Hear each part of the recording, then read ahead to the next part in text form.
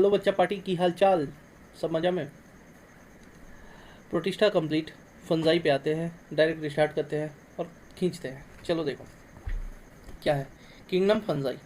The fungi constitute a unique kingdom of heterotrophic organism. अच्छा, heterotrophic organism की अगर ये बात कर रहा है तो यहाँ पे हम कह सकते हैं कि यहाँ पे जो तुम्हारा फोटोसिंथेसिस है वो क्या होगा, अब्सेंट होगा या प्रेजेंट होगा। तो फोटोसिंथेसिस इज अब्सेंट, है ना। दे show a great diversity in morphology and habitat. अब देखो यार, मेनली तो फंजाई को कहाँ रहना पसंद है, तो डैम्प प्लेसेस पे, मॉइस्ट प्लेसेस पे, है ना, वहाँ पे वो ग्रो करना पसंद करते हैं। बट कुछ फंजाई ऐसे भी हैं जो टेरेस्ट्रियल फंजाई होते हैं। ठीक है, कैसे होते हैं, टेरेस्ट्रियल फंजाई होते हैं। और इन टेरेस्ट्रियल फंजाई को हम लोग क्या बुलाते हैं, तो इन्हें हम लोग जाइगोमाइसिटीज बुलाते हैं। हाँ, एनसीईआरटी से बाहर है, बट ध्यान रखना कि terrestrial fungi are known as zygomycetes. ठीक है, ओमाइसिटीज या फिर फाइकोमाइसिटीज, एस्कोमाइसिटीज, बेसिडियोमाइसिटीज, ड्यूटेरोमाइसिटीज, जो इसके टाइप्स है ये तो तुम्हारे कैसे हैं, मेनली मॉइस्ट प्लेसेस पे रहने वाले हैं। लेकिन जाइगोमाइसिटीज उस टाइप का फंजाई होता है जो कहाँ रहना पसंद करता है, तो टेरेस्ट्रियल एरिया में रहना, मतलब सूखे जमीन पे रहना पसंद करता है। चलो, when your bread develops a mold or your orange rots, it is because of fungi। किसके कारण होता है, या तो तुम्हारा ब्रेड डेवलप, ब्रेड पे, अच्छा तुम जो ब्रेड देखते हो, याद होगा ना, देखे होगे कि कभी ब्रेड लेके आए और खाए नहीं तो उस पर ग्रीन ग्रीन सा कुछ जमा हो जाता है, मोल्ड जमा हो जाता है, वो एक्चुअली है क्या, फंजाई ही तो है ना भाई। तो उसी की बात कर रहा है, उस पर तुम्हारा मोल्ड लग जाना, या फिर ऑरेंज ला के रखे और कुछ दिन के बाद पिल पिला के वो एकदम पिचक के और उसके बाद वो सड़ जाता है, तो वो किसके कारण होता है, वो फंजाई के कारण नहीं होता है। The common mushroom you eat. कौन सा, the common mushroom you eat, ये जो कॉमन मशरूम हम लोग खाते हैं ना, ये कौन सा है, तो ये बेसिडियोमाइसिटीज होता है भाई। आगे पढ़ेंगे भी, बट लिख लो कि ये बेसिडियोमाइसिटीज है। ठीक है, एंड टोडस्टूल्स। अच्छा देखो, ये जो टोडस्टूल है ना, ये पॉइजनस फंजाई होता है, इसे खाने पे यहाँ तक कि डेथ तक हो सकती है। ठीक है, तो ये किसका एग्जाम्पल है, ये भी बेसिडियोमाइसिटीज का ही एग्जाम्पल है।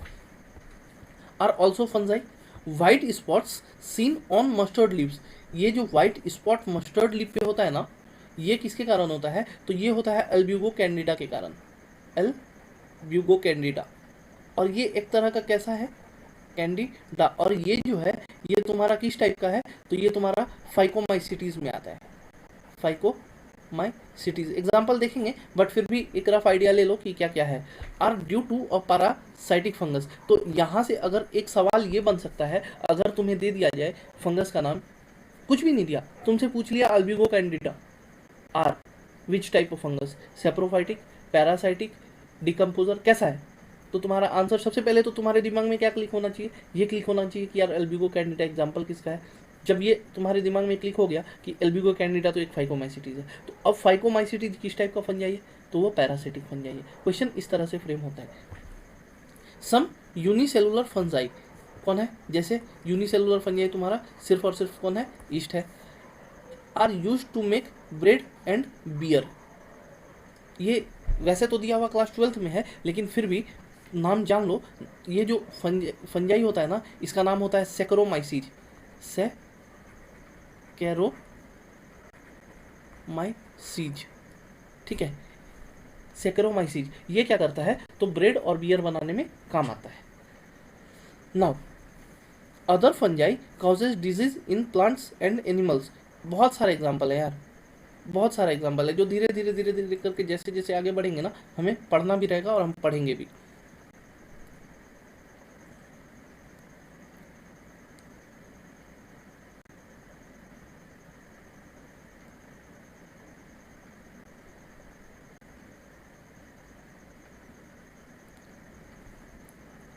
Wheat rust causing Puccinia. अब एक एग्जाम्पल यहाँ तुम्हारे पास और आ गया, कौन सा, तो पक्सीनिया। पक्सीनिया किसका एग्जाम्पल है बताओ,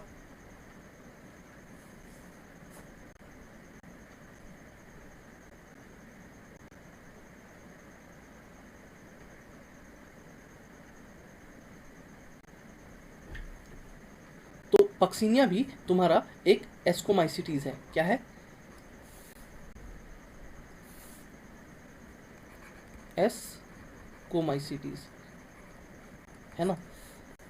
is an important example. Some are source of antibiotics, जैसे पेनिसिलियम, पेनिसिलियम भी तुम्हारा एस्कोमाइसिटीज में ही आता है।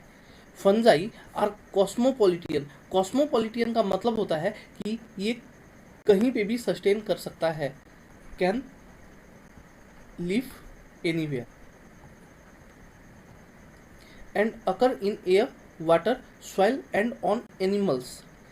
एयर में भी, वाटर में भी, सॉइल पे जो था उसी को हमने क्या कहा था, टेरेस्ट्रियल कहा था, और उसका नाम मैंने क्या दिया था, उसका नाम मैंने दिया था जाइगोमाइसिटीज। मैंने ही क्या ही नाम दिया था, मतलब उसका नाम है zygomycetes. They prefer to grow in warm and humid places. तो भैया ये बताओ, आज तक खुजली किसको किसको हुआ है ग्रोइंग एरिया में? हुआ तो होगा ही ना, जब ज़्यादा स्वेटिंग होती है, हमारे आर्मपिट्स में खुजली होने लगती है, होती है ना, वो किसके कारण होती है? अरे यही फंजाई तो है, बहुत कुछ का जड़ है, ठीक है। Have you ever wondered why we keep food in the refrigerator? इसी फंजाई से बचाने के लिए भाई, ताकि अपने भोजन को खराब ना कर दे। Yes, it is to prevent food from going bad due to bacterial और fungal infections, with the exception of yeast. Yeast को छोड़ के, ईस्ट क्या है हमारा, यूनिसेलुलर है, लिखा हुआ भी है, which are unicellular, fungi are filamentous. कैसा होता है, फिलामेंटस, यानी कि ईस्ट जो है वो नॉन फिलामेंटस फंजाई है। Unicellular and non filamentous east होता है, और बाकी कैसे होते हैं, multicellular and filamentous. Their bodies consists of long slender thread like structure called Haifa. अब देखो यार, हाइफा के बारे में बात हो रही है, तो हाइफा का स्ट्रक्चर देखते हैं, माइसिलियम का स्ट्रक्चर देखते हैं कैसा होता है।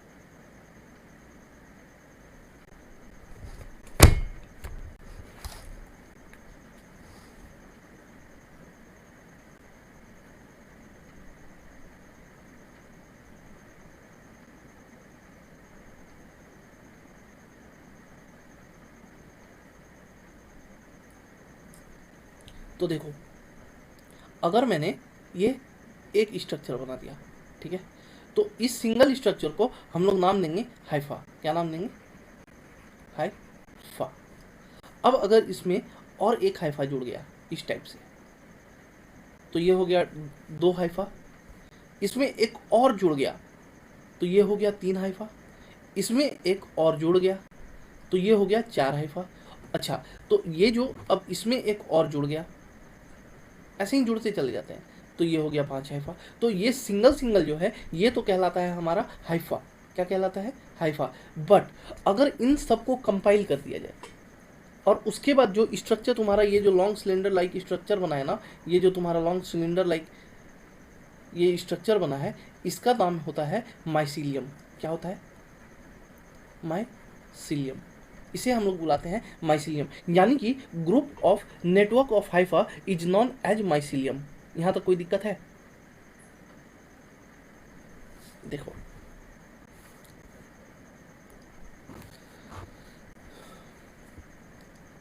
The network of hypha is known as mycelium, बता ही दिया। अब देखो, सम हाइफी, हाइफी हो गया मल्टीपल, ठीक है, हाइफा का मल्टीपल होता है hyphae, are continuous tubes filled with multinucleated cytoplasm, these are called coenocytic hyphae. अब देखो, होता क्या है ना कि जो लोअर फंजाई है, जो लोअर फंजाई है, जैसे कि फाइकोमाइसिटीज, तो फाइकोमाइसिटीज में क्या होता है, तो हाइफा जुड़ते जाते हैं, हाइफा जुड़ते जाते हैं, अंदर का वॉल डिसॉल्व होता जाता है, और अंदर में उनके पार्टीशन नहीं हो पाता है, सेप्टा फॉर्म नहीं हो पाता है। तो उसके बाद क्या होता है, किस टाइप की पिक्चर बन जाती है वो देखो, तो ये इस टाइप का पिक्चर बन गया, ठीक है।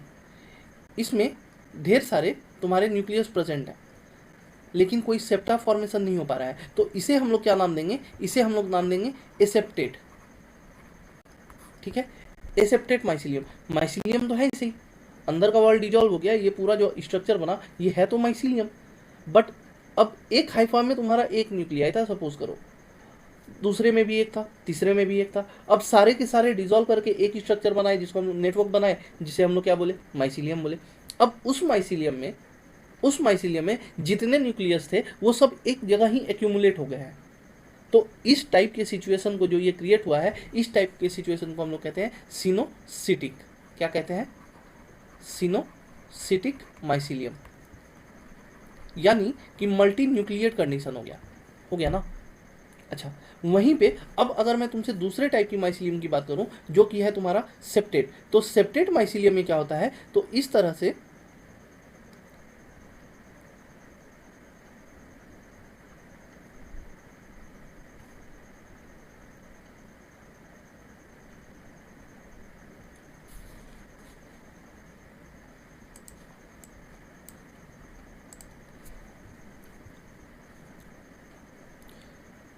तो सेप्टेट माइसीलियम में क्या होता है, तो जैसे ये माइसीलियम था हमारा, ठीक है, ये माइसीलियम था हमारा, इस माइसीलियम में क्या होगा, तो सेप्टा फॉर्म हो जाएंगे।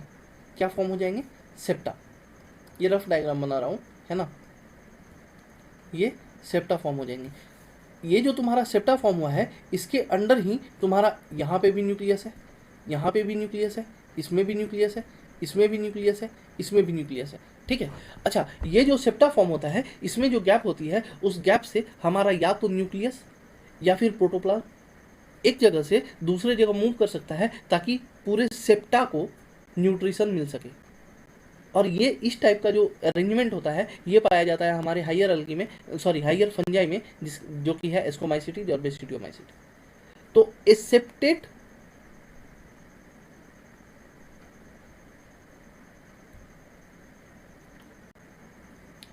एसेप्टेट माइसीलियम फाइकोमाइसिटीज में, सेप्टेट माइसीलियम एस्कोमाइसिटीज और जाइगोमाइसिटीज में। कोई दिक्कत, सॉरी जाइगोमाइसिटीज बोल रहा हूँ, बेसिडियोमाइसिटीज में। कोई दिक्कत, यहाँ तक समझ आया। अब देखो आगे क्या कहता है। Others have septate or cross walls in their hyphae. तो ये जो सिनोसिटिक हो गया is multinucleated, some hypha are continuous tips filled with multinucleated cytoplasm. इसको हमने क्या कहा, इसे हमने कहा एसेप्टेट, ए सेप्टेट माइसीलियम। और ये किसका, इसका एग्जांपल कौन है, इसका एग्जांपल हमारा फाइकोमाइसिटीज है। फाइकोमाइसिटीज का ही दूसरा नाम होता है ऊमाइसिटीज। ये मैं अभी आगे पढ़ाऊंगा अच्छे से डिटेल में, है ना। अच्छा, और वहीं पे others have septate or cross walls, ये किसमें पाया गया तुम्हारा, ये तुम्हारा पाया गया एस्को प्लस बेसिडियोमाइसिटीज में, बेसिडियोमाइसिटीज में। यहाँ तक कोई दिक्कत नहीं है। अब देखो, the cell walls of fungi are composed of chitin and polysaccharides. अब ये भैया काइटिन क्या है,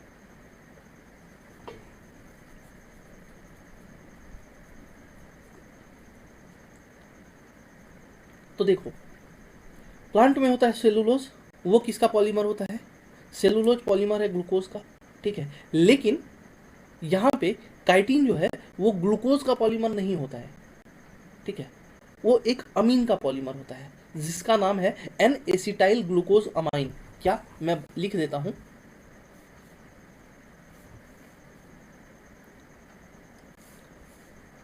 क्या, तो काइटिन पॉलीमर ऑफ अमाइन,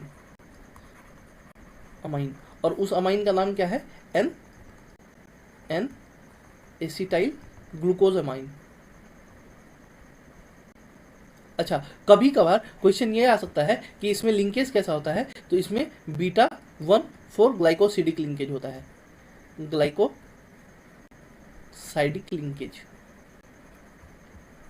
ये कभी कभार रेयरली क्वेश्चन आ सकता है, नहीं तो वैसे नहीं आएगा, ठीक है। तो अब समझ आया कि काइटिन क्या है।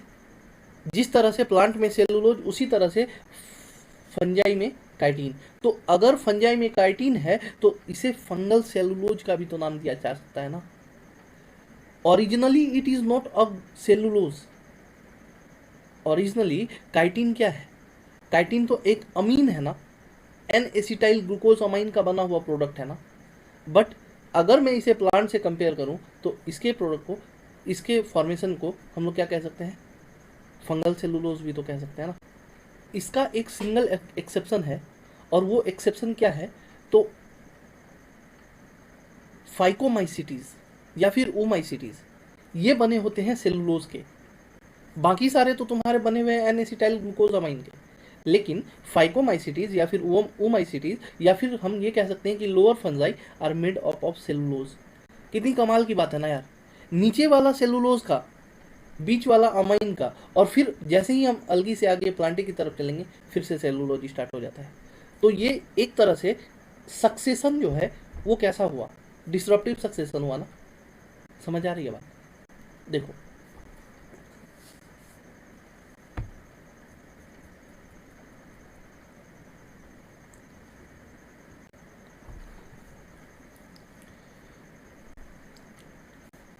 most fungi are heterotrophic and absorb soluble organic matter from dead substrate and hence are called saprophytes।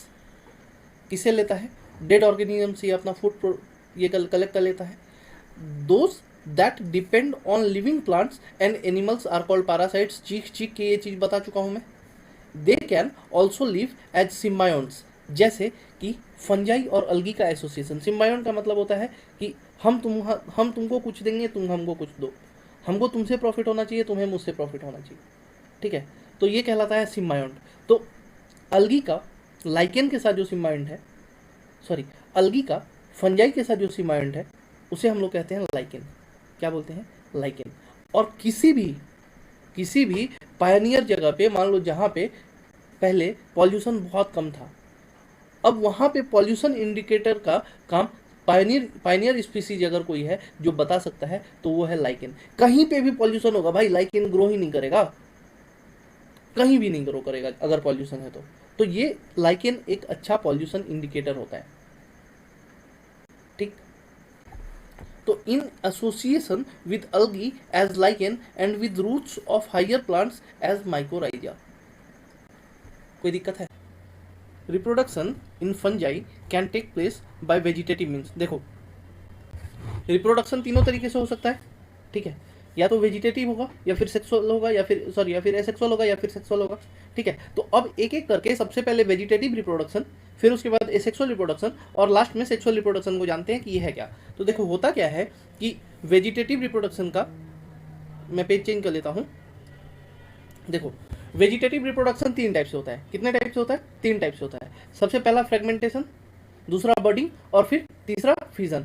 अब जो फ्रेगमेंटेशन है ना, नाम से ही पता चला है। क्या पता चला है? फ्रेगमेंटेशन मतलब फ्रेगमेंट बनना, यानी कि टूटना, ठीक है। तो अच्छा, अब टूटना है तो टूटेगा क्या? फंजाई में ऐसा क्या होता है जो टूट सकता है? तो वो उसका हाइफा होता है। अब जब हाइफा टूटेगा तो एक हाइफा जितने में ब्रेक किया, जितने पार्ट्स में ब्रेक किया, वो सब अलग अलग कंपोनेंट बना लेंगे, अलग अलग फंजाई का फॉर्मेशन हो जाएगा, ठीक है। तो इसी को कहा जाता है फ्रेगमेंटेशन। यही मैंने लिख भी दिया है कि hypha breaks down into pieces and new fungi develops from it. देखो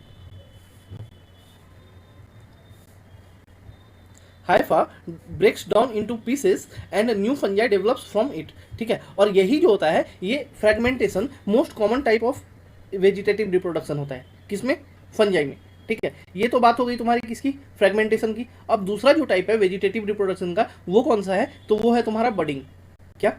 बडिंग। तो देखो बडिंग में क्या होता है, फंजाई जो है वो पूरा जो बना हुआ है, फंजाई का जो पूरा स्ट्रक्चर बना हुआ है, तो सबसे बाहर में क्या है? काइटिन है, फिर प्रोटोप्लाज्म है। तो ये जो प्रोटोप्लाज्म है, ये प्रोटोप्लाज्म बल्ज आउट हो जाता है। मान लो मैं तुम्हें अगर एग्जांपल दूं तो ये जो तुम देख रहे हो, ये जो तुम देख रहे हो, मैं पेन चेंज कर देता हूं, ये वाला पोर्शन, ठीक है। तो ये मान लो ये एक फंजाई था, इस फंजाई में इसका जो प्रोटोप्लाज्म था वो थोड़ा सा बल्ज आउट कर गया, और वो बल्ज आउट करके एक बड फॉर्म कर दिया। अब इस बड से ये बड क्या होगा, तो उस फंजाई से डिटैच हो जाएगा, और जब ये डिटैच हुआ तो ये बड एक सिंगल छोटा सा बड, फुदकू सा बड, अपने आप को पूरा का पूरा फंजाई में कन्वर्ट कर लेगा। ये कहलाता है बडिंग। वही लिखा हुआ है, a bud develops from protoplasm and then forms a new fungi. अच्छा, इसका एग्जांपल की अगर बात करें तो ईस्ट होता यूनिसेलुलर है। ईस्ट का दूसरा नाम सेक्रोमाइसीज। इसे हम लोग कहाँ यूज करते हैं? मेनली हम लोग इथेनॉल इंडस्ट्री में, दारू बनाने की इंडस्ट्री में, बेवरेज इंडस्ट्री में, वहाँ पे यूज़ करते हैं, ठीक है। ब्रेड इंडस्ट्री में वहाँ पे यूज़ करते हैं, ठीक है। तो क्या है कि अच्छा, ईस्ट जो होता है, ईस्ट कैसा होता है? तो वो यूनिसेलुलर होता है, सिंगल सेल्ड है। अब यहाँ एक टर्म जानना बहुत ज़रूरी है, वो ये हालांकि एनसीईआरटी में नहीं दिया, बट फिर भी वो जानना बहुत ज़रूरी है कि ईस्ट के केस में एक वर्ड यूज होता है होलोकार्पिक। तो भैया ये होलोकार्पिक है क्या? तो देखो समझते हैं। होता क्या है कि एक सिंगल सेल वही सारा फंक्शन कर रहा है, normal day to day life function कर रहा है। जब वो सिंगल सेल अपने आप को रिप्रोडक्टिव सेल में ट्रांसफॉर्म कर लेगा, फंजाई में भी रिप्रोडक्शन होना है, तो रिप्रोडक्शन के टाइम यही सिंगल सेल अपने आप को रिप्रोडक्टिव यूनिट में कन्वर्ट कर लेगा। तो जब ये सिंगल सेल अपने आप को रिप्रोडक्टिव यूनिट में कन्वर्ट कर लेता है, तो उसी टाइप के ईस्ट को कहते हैं हम लोग, उसी टाइप के फंजाई को कहते हैं हम लोग होलोकार्पिक फंजाई। समझ आई बात? तो देखो, single cell develops into reproductive unit. अच्छा, अब जानने वाली बात यह है कि फ्रेगमेंटेशन में हमारा माइसीलियम जो है, माइसीलियम प्रेजेंट है, यानी कि फ्रेगमेंटेशन जिसमें हो रहा है, जिस फंजाई में हो रहा है, उसमें माइसीलियम प्रेजेंट है, यानी कि ये फिलामेंटस फंजाई में हो रहा है। किसमें हो रहा है? फिलामेंटस फंजाई में हो रहा है, ठीक है। लेकिन अगर मैं इसकी बात करूं, बडिंग की बात करूं, ईस्ट की बात करूं, तो यहाँ पे हमारा माइसीलियम एब्सेंट होता है ईस्ट में, या फिर मैं अगर बोलूं तुम्हें तो बडिंग में और फ्यूजन में, इन दोनों में माइसीलियम एब्सेंट होता है, ठीक है। अच्छा, अगर माइसीलियम एब्सेंट है तो भैया इसमें होता क्या है वो देखो। इसके सारे सेल्स, एक ईस्ट है दूसरा ईस्ट है, एक जगह पे एकोमोडेट कर जाते हैं। ये एक स्ट्रक्चर, ये दूसरा स्ट्रक्चर, ऐसे देख लो, ये तीसरा स्ट्रक्चर इस टाइप से, ये चौथा स्ट्रक्चर, ये पांचवा स्ट्रक्चर, इस टाइप से ये रिंग का फॉर्मेशन कर लेता है for a temporary period. Permanent नहीं, टेम्पररी। तो ये जो टेम्पररी पीरियड में फॉर्मेशन होता है, इसे हम लोग बोलते हैं स्यूडोमाइसीलियम। क्या बोलते हैं? स्यूडोमाइसीलियम। यानी कि true mycelium is absent in yeast but pseudomycelium is present. कोई दिक्कत? अब देखो, अब आते हैं नेक्स्ट पे। वो कौन सा है? वो है हमारा फ्यूजन। तो देखो फ्यूजन में क्या होता है, तुम्हारा जो फंगल सेल है ना, ये फंगल सेल अपने आप को, ये जो सेल है, ये पूरा फंगल सेल, ये अपने आप को बीच से कंस्ट्रिक्ट कर लेता है। मतलब ये पूरा सेल अपने आप को बीच से कंस्ट्रिक्ट कर लेगा, और कंस्ट्रिक्ट करते करते करते करते वो दो डॉटर न्यूक्लियाई में टूट जाएगा। फ्यूजन का मतलब होता है टूटना, ठीक है। तो जब ये दो में टूट रहा है, जब ये दो में टूट रहा है, तो दो डॉटर न्यूक्लियाई का फॉर्मेशन हो गया, यानी दो डॉटर सेल का फॉर्मेशन हो गया, और इसी को हम लोग फ्यूजन कहते हैं, ठीक है। तो इसका एग्जांपल है साइजोसैकेरोमाइसीज। मैंने लिख दिया है, याद कर लेना, साइजोसैकेरोमाइसीज, ठीक है। अब देखो, ये तो होगा ही हमारी asexual reproduction, sorry vegetative reproduction की बात। अब एसेक्सुअल रिप्रोडक्शन में क्या होता है वो देखते हैं। तो देखो, एसेक्सुअल रिप्रोडक्शन, एनसीईआरटी का लाइन देख लो, फिर बात करते हैं इस पे क्या कह रहा है। फ्रेगमेंटेशन समझा दिया मैंने, फ्यूजन समझा दिया मैंने, और बडिंग भी समझा दी मैंने। ये तीनों समझ आ गया, इस मक्खन क्लियर है। अच्छा, अब देखो, asexual reproduction is by spores. किसके थ्रू हो रहा है? स्पोर के थ्रू हो रहा है, ठीक है। तो देखो होता क्या है, ये लाइन पूरा पहले कंप्लीट कर लूं। कॉल्ड कोनिडिया, स्पोर का नाम क्या है? या तो कोनिडिया, या फिर स्पोरेंजियोस्पोर, या फिर जूस्पोर, ठीक है। तो देखो होता क्या है, ये मैं तुम्हें बताता हूं।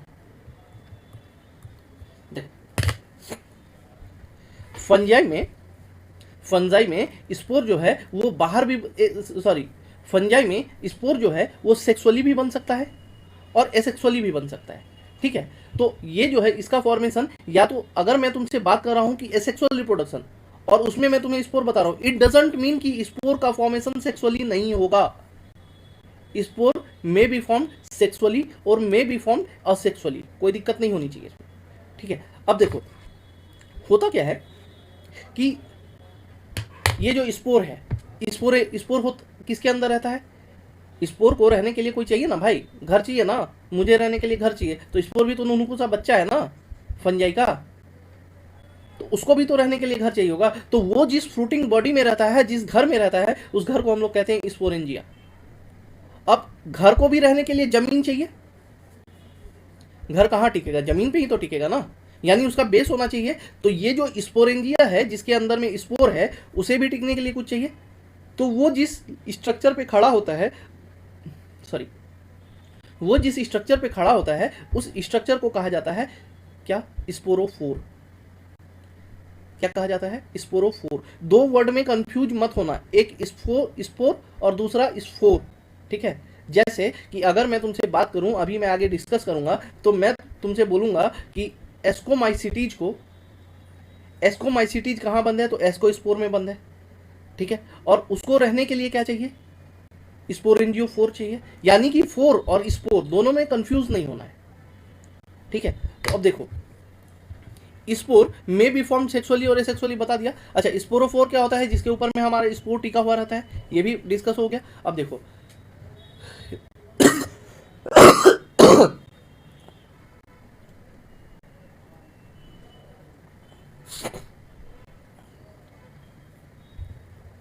ये जो स्पोर होता है ना, ये नॉर्मली कैसा होता है, तो यूनिन्यूक्लियर कंडीशन में होता है, मतलब एक स्पोर में एक ही न्यूक्लियर, और ये जो है ये एक जगह टिका रहने वाला है, यानी कि ये इधर उधर नहीं जलता है, इमोटाइल होता है। लेकिन लेकिन मल्टी न्यूक्लिएट स्पोर भी पाए जाते हैं और मोटाइल स्पोर भी पाए जाते हैं। यानी कि जनरली अगर मैं तुमसे बात करूं तो स्पोर कैसा होता है, uninucleate and non motile, but on contrary multi nucleate and motile spores can also be found.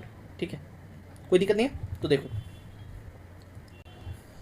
अब आते हैं क्लासिफिकेशन पे कि इसको क्लासिफाई कैसे किया गया। तो देखो, दो तरीका एक, अगर स्पोर का फॉर्मेशन अंदर में हो रहा है, स्पोरेंजियम के अंदर में हो रहा है, तो उसे क्या कहेंगे, इंडोस्पोर बोलेंगे। और अगर स्पोर का फॉर्मेशन बाहर हो रहा है तो उसे क्या बोलेंगे, एक्सोजीनस ऑरिजिन बोलेंगे। पहले वाले को इंडोजीनस ऑरिजिन, मतलब स्पोर का फॉर्मेशन इनसाइड द स्पोरेंजियम, और दूसरे वाले को क्या बोलेंगे, तो उसे बोलेंगे एक्सोस्पोर, मतलब outside the sporangia it is developing. अच्छा, अब अगर मैं इसकी बात कर रहा हूं तो स्पोर भी, अभी मैंने तुमसे बोला कि दो टाइप का होता है, या तो वो मोटाइल भी हो सकता है या नॉन मोटाइल हो सकता है। तो अगर स्पोर तुम्हारा मोटाइल है, तो उस मोटाइल स्पोर को कहा जाता है जू स्पोर। क्या कहा जाता है, जू स्पोर। और अगर वही स्पोर तुम्हारा इमोटाइल होता है तो उस स्पोर को हम लोग बुलाते हैं ए प्लानोस्पोर।